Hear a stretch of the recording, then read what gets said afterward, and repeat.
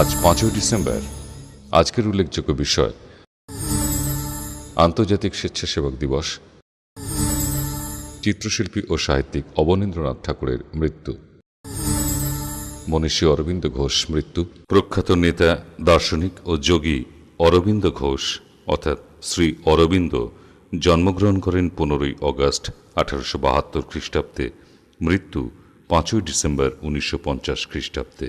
7 বছর বয়সে শিক্ষার জন্য বিলেতবাসী হয়েছিলেন। আইসিএস পরীক্ষায় পাশ করেন, কিন্তু অশ্বচালনা পরীক্ষার সময় অনুপস্থিত থাকায় চাকরির জন্য মনোনীত হননি। 1892 খ্রিস্টাব্দে কেমব্রিজ বিশ্ববিদ্যালয় থেকে ট্রাইবস বৃত্তি লাভ করেন, আর 1893 খ্রিস্টাব্দে দেশে ফিরে বরোদা কলেজের অধ্যাপক ও পরে অধ্যক্ষ নিযুক্ত হন।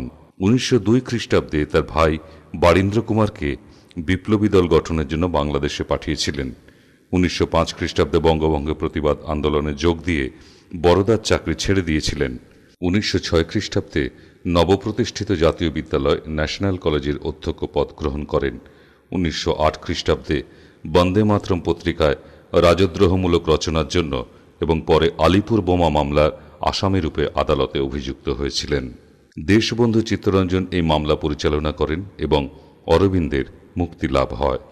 কিছুকাল পরে রাজনৈতিক জীবন পরিত্যাগ করে তিনি এবং ফরাসি মহিলা মাদাম পল রিশার, যিনি শ্রীমা নামে পরিচিত, পণ্ডিচেরিতে আশ্রম স্থাপন করে যোগ সাধনা এবং সমাজসেবায় ব্রতী হন।